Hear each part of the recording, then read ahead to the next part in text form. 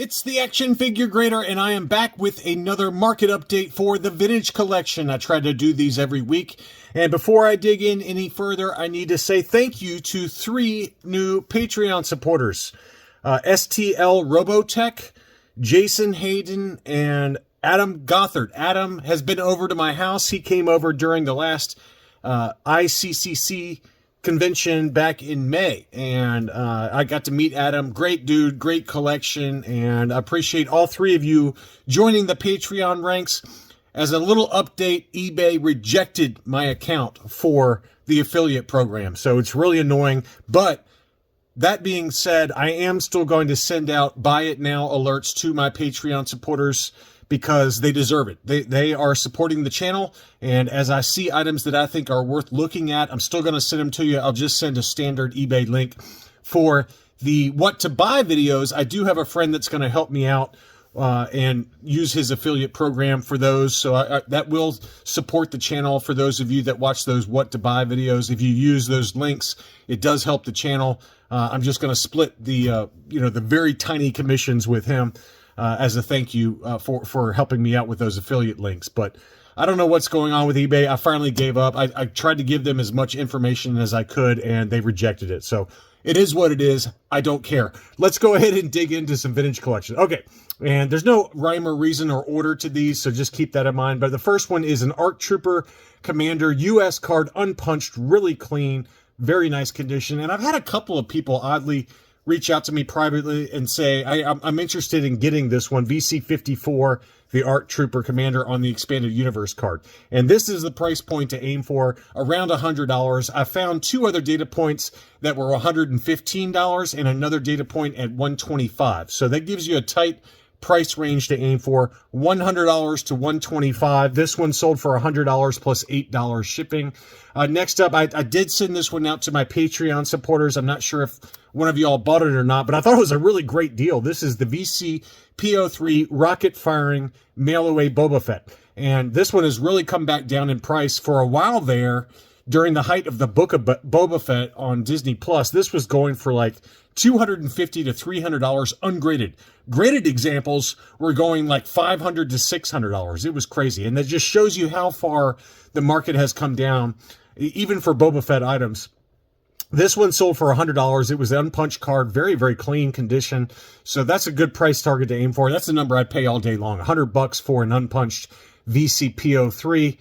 Next up, this seller, you might want to check this seller out online because he still has a few items available. I did send the VC44 Luke Dagobah Landing with the clear saber variation that one of my Patreon supporters bought. Thank you, David G, for sending me a little PayPal thank you. That was very nice of you. But this seller's got some really nice ones available. So it's called Just Press Play Online is the name of the seller. I've never bought from this seller, but several of you did buy some of the buy it now alerts that I sent out to my Patreon supporters. This is another one that sold VC13 Anakin Skywalker name pill. This was a punched example on the US card. This one sold for $100 plus $622 shipping. Now, unpunched with the Anakin Skywalker name pill, very rare, very tough to find. I've seen as high as $450. More recently, $360 for an unpunched example. Same seller also had Ponda Baba, Walrus Man. This was a punched example and sold for $100. And then here was an unpunched example that was listed for $100.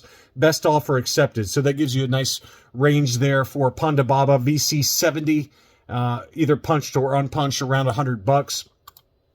Next up, this was a seller over in the UK, and I wish I had seen these auctions because I would have included them in my last what to buy video, especially for my UK viewers. But I did not see them until after they closed. But this seller had some really clean VC that he sold at auction, and the first one was a foil card back Ultimate Galactic Hunt Anakin Skywalker name pill for the Revenge of the Sith. And this one sold in an auction for 125 pounds, which is $156. That was not all, though. This seller really had some beauties. Next one was an unpunched US card VC43 Commander Gree, and this one sold for 95 pounds, which is $119. Really good value on that one. All of his items seem to be super clean. I mean, really, really clean, and included a star case there. Look how clean that card is. And that one again sold for about 120 US, which, remember, this one dating back to last year was over 250 for an unpunched example. So that one's definitely come back down. Next up was an unpunched General Grievous VC17. That one sold for 156 pounds, which is 195 US dollars. Now, over here in the US, you're paying anywhere from 225 to 250 for an unpunched VC17. So that was a pretty good deal for those of you in the UK. Next up was the European card with the warning label that was that sticker slapped on the back, and then you had the warning stickers in the upper left and right for Jar Jar Binks VC108. This is always a pretty expensive one here in the States. This was unpunched, and it sold for 75 pounds, which is 94 US dollars. Over here in the US, for the US card, we're paying a lot more than that. Now, again, this was the Euro card, which does tend to sell at a slight discount, usually, to the US example. So I think it's because of those warning labels on the back. Me personally, I kind of like the warning labels. It's just kind of a nice variation. This one looked like it had some very light edge wear at the very bottom, but very clean. But still $95 for that one. They also had Jango Fett on the US card, and that one sold for 125 pounds, which is 156 US dollars. Here's the back of the card there. Little card wave, nothing major there, but pretty clean overall. Maybe just some light wear to the top of the card on the right-hand side, although that could just be dust. So that one was VC34, unpunched US card, Jango Fett.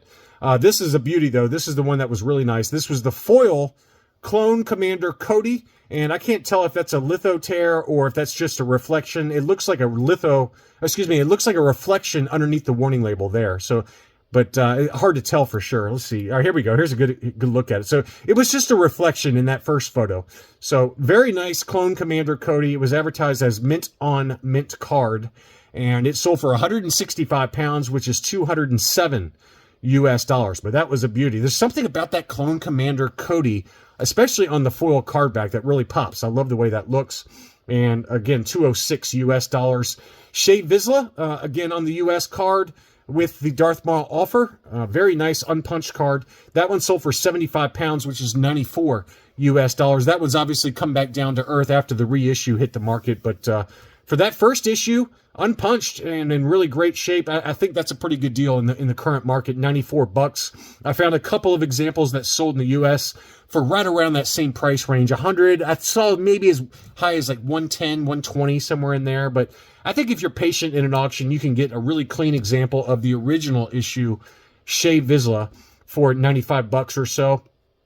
Here was Ahsoka. This one was the European version, so very desirable. And this one sold for a song and a dance. Very, very good price on this one. Unpunched, 134 pounds, which is 170 US dollars. Now, there's a lot of US collectors that have the US version, that have the Canadian version, that are still looking for this European card back, the Eurozone, with all the warning labels on. And I think they would have paid a lot more than 170 for it, I can tell you that. So that was a really good deal for somebody in the UK. That was a pretty example there. Same seller also had the foil Obi-Wan Kenobi, very clean card. That one sold for 125 pounds, which is 156 US dollars. That was the last one I wanted to point out, although he had some others available. This one looked like it had one little spot of edge wear by the blister on the left-hand side there, but still, that foil Obi-Wan Kenobi is always very desirable. I love the card art on that one. And then here's another one that sold. This one looked to be a little bit cleaner and sold for about the same price, 160 US dollars. This one sold over here in the US. So in the US, it sold for 160, and then over in the UK, it sold for 156, albeit with a small ding on the right-hand side, or excuse me, left-hand side of the blister. Two different Princess Leia's sold, one of them in the slave outfit, and then we talk about how the slave outfit is so expensive, so the Sandstorm outfit is also selling for a lot of money now. And this was probably the highest price I've seen for an ungraded one in a long time. This one was the Revenge of the Jedi offerless, without any paperwork inside, so the sticker was not removed or anything. But that's probably, I guess this is the SDCC example that came in like the Death Star box set. So it sold for a lot of money as a result. $460 free shipping on that one. It did have some very light veins below the blister there, which the seller was kind enough to show. So it was very minor, not really color breaking or anything. Presents really nicely. Probably at overall an 85 at best because of those spider veins, but $460, big number there. But again, this was the SDCC offerless Revenge of the Jedi, so you're going to pay a lot more money for that that one. Next up was the Sandstorm Princess Leia Deleted Scene Blu-ray, unpunched on the U.S. card, and that one was sold for $200 in a buy it now situation, plus $8 shipping. But keep in mind that this one is definitely still creeping up in price. And I think the highest price I've ever seen for one is like $225. So it came back down to like $175 in a few examples that we saw sell in past videos. This one sold for $200. Probably someone who was a little bit impatient, but I don't think you could spend your money. You know, there's worse ways to spend your money than $200 on this one, because I think even in an auction, it's kind of going 175-ish. So maybe a slight overpay, but not too bad.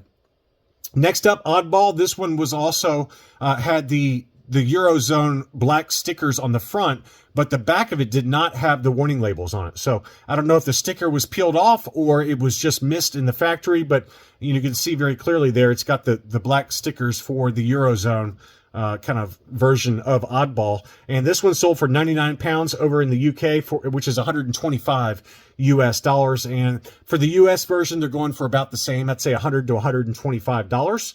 I've got some vehicles here before we wrap things up with a really nice box set. The first, this seller had two different Return of the Jedi the AT-AT walkers, and these are the Toys R Us exclusives. And he sold one of them for $450 plus $87 shipping. And then he had a second one that sold for $500 plus $73 shipping. So same seller, but $450 or $500, depending on when you know, I think he sold one and then kind of listed another one. I don't know which one sold earlier, but $450 to $500 for the Return of the Jedi Toys R Us exclusive AT-AT.